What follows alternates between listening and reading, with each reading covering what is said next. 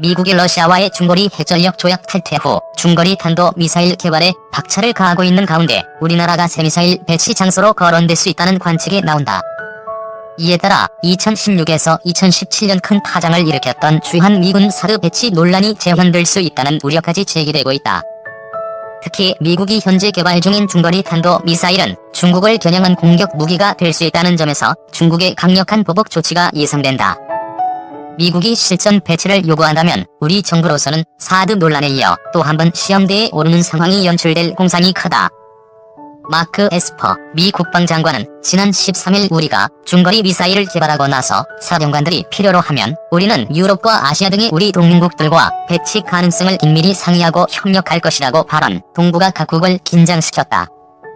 에스퍼 장관의 발언은 빈말이 아니다.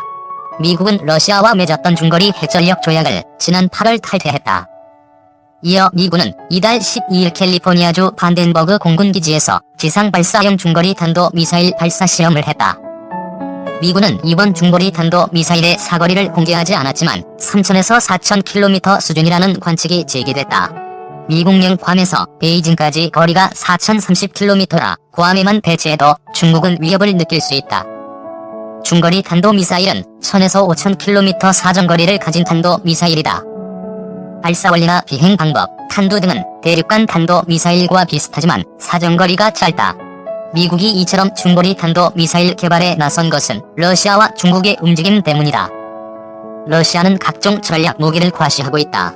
러시아군은 지난 10월 우레 2019 훈련을 실시하면서 북해와 태평양 함대 잠수함에서 잠수함 발사 탄도미사일을 시험 발사했다. 북부기지에선 대륙간 탄도미사일 발사가 이루어졌다. 바렌츠해와 오호츠크해에서는 정밀 순항 미사일 칼리브르가, 남부와 동부 훈련장에선 핵탄두 장착이 가능한 단거리 전술 탄도미사일 이스칸데르가 각각 발사됐다. 무역 문제로 미국과 갈등을 빚고 있는 중국의 전력 역시 미국의 위협이 되고 있다. 항공모함 잡는 미사일로 불리는 둥펑백 지상 발사 순항 미사일과 DF-17 등 극초음속 미사일이 미 항공모함을 위협하고 있다. 중국이 보유한 사거리 2150에서 3000km의 둥펑 21이나 사거리를 4000km까지 늘린 둥펑 26 중거리 탄도미사일 역시 오키나와는 물론 괌 미군 기지까지 노릴 수 있다. 이 때문에 동북아에서 미군 항공모함과 전투기의 활동에 차질이 빚어지고 있다. 미국으로선 중거리 탄도미사일 개발성을 공개적으로 알려 러시아와 중국의 군비 확장에 대응할 필요가 있어 보인다. 아울러 미국의 중거리 탄도미사일 개발에는 러시아와 중국의 재정 부담을 안기려는 의도가 숨겨져 있다. 사드 등 미사일 방어 체계의 정당성을 주장하려는 노림수 역시 엿보인다.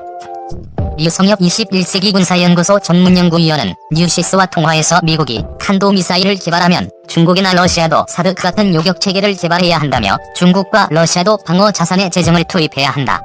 그걸 유도하기 위한 것이라고 분석했다. 이처럼 미국이 중거리 탄도미사일 개발을 지속하면 향후 배치 지역을 둘러싼 논란이 불거질 수 있다. 이 경우 2016에서 2017년 사드 배치 당시처럼 국내에서 찬반양론이 대립하고 중국이 보복 조치를 할 수 있다. 2017년 경북 성주에 배치된 사드는 공격용인 중거리 탄도미사일과 달리 수비용 무기다. 사드는 중단거리 탄도미사일로부터 군병력과 장비, 인구 밀집 지역, 핵심 시설 등을 방어하는 데 쓰인다. 사드는 적국에서 발사된 미사일이 대기권 바깥으로 올라갔을 때 요격한다. 이 사드를 이유로 중국 정부는 우리나라의 경제와 인적 교류를 포함한 전방위적 보복 조치를 취했다. 사드의 여파가 아직도 가시지 않았는데 미국이 우리나라에 중거리 탄도미사일을 배치하겠다고 나서면 우리 정부로서는 부담스러울 수밖에 없다. 류성엽 위원은 지금은 미국이 미사일 개발 중인데 개발이 완료되면 미사일 배치 문제로 이슈가 될 것이라며 중국이 사드 때보다 더 큰 압력을 가할 수 있다. 그때는 우리 정부가 진영을 선택해야 할 상황이 될 것이라고 내다봤다. 실제로 중국이 움직이고 있다. 지난 4일 방한했던 국무위원 겸 외교부장이 강경화 외교장관과 회담에서 미국 중거리 탄도미사일 배치 문제를 거론한 것으로 알려졌다. 왕 부장이 미국의 중거리 탄도미사일을 한국에 배치하지 않도록 못 박았다는 것이다. 이 문제는 내년 한중 관계의 뇌관이 될 수 있다.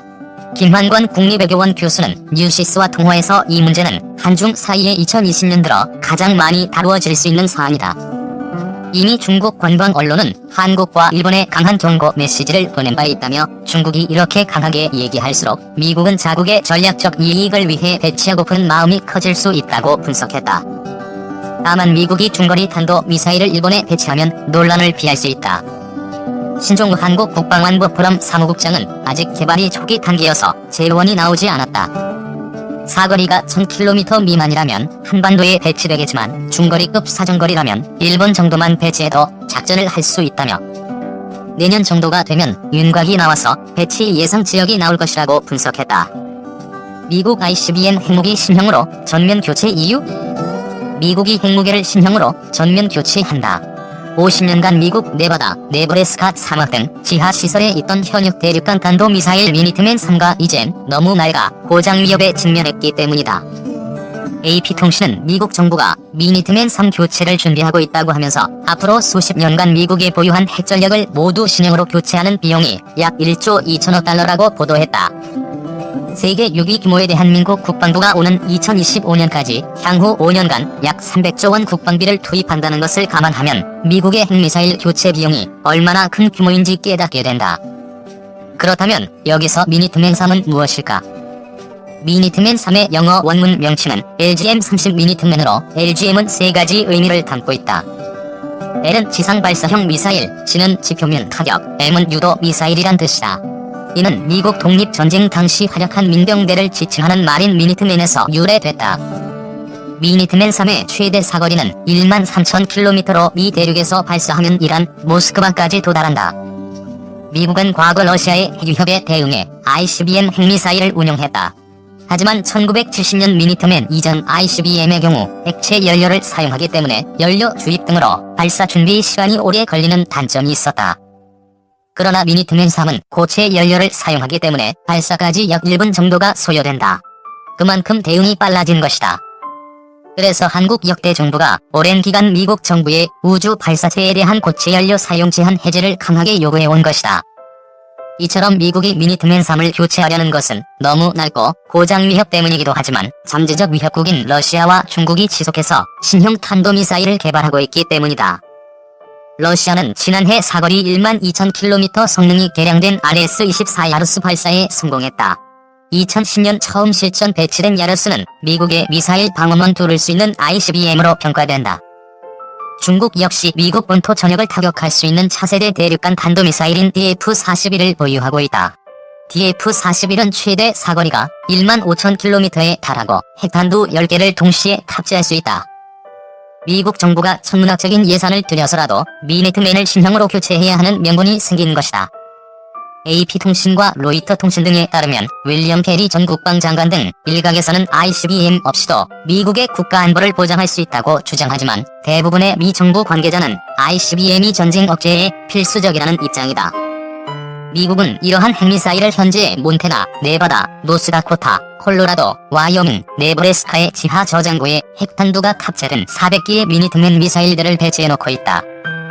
14일 남은 미국 대선에서 당선이 유력시되는 조 바이든 민주당 후보는 미니트맨-3을 비롯해 핵무기를 감축할 것이라고 예고한 바 있다.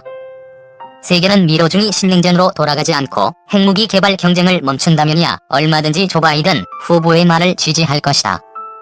다만 미국이 2018년 10월 INF 파괴를 공식화하고 미니트맨 3 실험을 강행했던 전례가 있는 만큼 러시아와 중국이 미국을 믿고 핵무기 개발 경쟁을 중단할지는 미지수다. 더욱이 러시아와 중국은 극초음속 미사일 개발 경쟁에 돌입한 상태라 통제 불능 상태가 됐다. 한 치 앞을 내다볼 수 없는 국제관계 역학구조에서 대한민국은 무엇을 준비해야 할까? 강대국 틈에 끼어있는 대한민국도 국가안보를 위해 미사일 전력을 꾸준히 증강해야 한다. 탄두 중량과 사거리를 계속 늘려야 하고 핵잠수함을 반드시 보유해야 한다. 평화는 힘이 있을 때 지킬 수 있다. 본 영상은 유튜브 채널 KRTV 뉴스에서 제작하였으며 도움이 되셨다면 좋아요와 구독하기를 눌러주세요. 감사합니다.